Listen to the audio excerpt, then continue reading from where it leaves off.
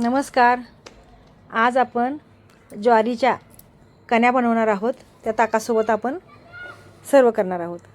आता ही ज्वारी जी आहे ही नीट करून मी अखंड रात्रभर भिजत टाकली होती पाण्यात. त्याच्यावर 4 बोटं पाणी मी ठेवणार आहे आणि रात्रभर ही भिजत टाकणार आहे. सकाळी आपण काय करायचं, ह्यातलं पाणी असेल उरलेलं तसंच ठेवायचं. ह्यातली ज्वारी काढून एका कणी ज्युसरमध्ये आता ही मी बारीक करत आहे.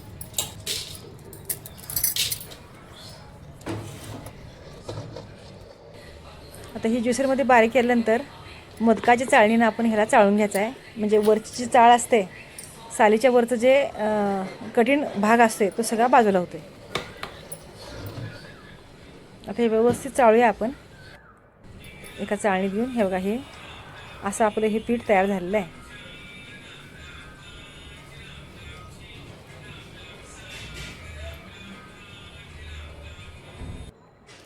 आता ह्या चाळणीत आपण असं चाळलं की हे बघा, असे पीठ हे खालचं पीठ असं राहते आणि वरची ही चाळ अशी राहते.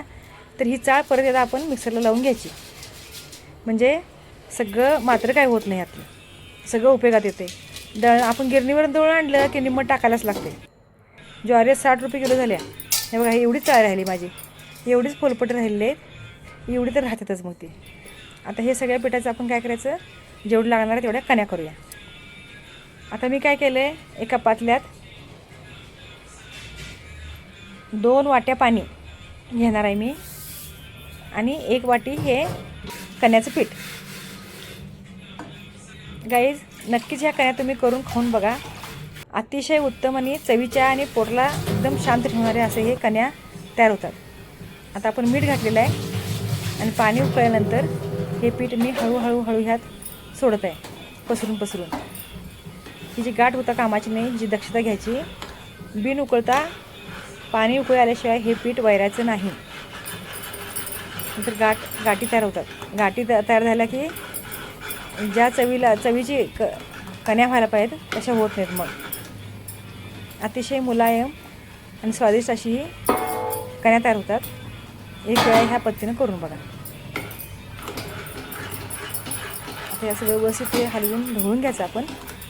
आणि परत आता ह्यात मी कमी लागलं असलं तर पाणी घालत आहे. साधारणपणे एका वाटीच्या कण्याच्या पिठाला 3 वाटी पाणी मला लागलेलं आहे. हे थोडंसं अजून रवाळ आहे, हे व्यवस्थित शिजलं पाहिजे. हे अर्धी वाटी आणि परत मी अर्धी वाटी नंतर घालणार आहे. जसं लागतं तसं म्हणजे साधारणपणे 1 वाटी माझं पीठ आहे, तर 3 वाटी पाणी मला लागलेलं आहे. गॅस मंदच ठेवायचा आहे आणि एकसारखं ह्याला ढवळायचं आहे. समजा एवढं करून पण चुकून जर त्याला गाठी राहिल्या तर त्याला चांगला उपाय काय आहे, तर शेवटी गार पाण्याचा हाबका ह्याच्यावर मारायचा भरपूर. सगळ्या गाठी विरघळतात. जसं आपण बेसनच्या पिठला करतो झुणक्याला, तसं. छान कलर आला आहे बघायचा, मस्त झाल्या. कण्याची चव अप्रतिम झालेली आहे. एकदा नक्की करून बघा. माझा हा व्हिडिओ जास्तीत जास्त लोकांपर्यंत शेअर करा, सबस्क्राईब करा आणि लाईक करा. आता ह्या कण्या मी एका ताटात काढलेल्या आहेत. ह्याच्यावर आपण मस्त ताक घालायचं भरपूर. हे बघा, दुधासोबत पण चवीची लागते, पण ताकासोबत अप्रतिमच लागते. हे करून बघा, खाऊन बघा.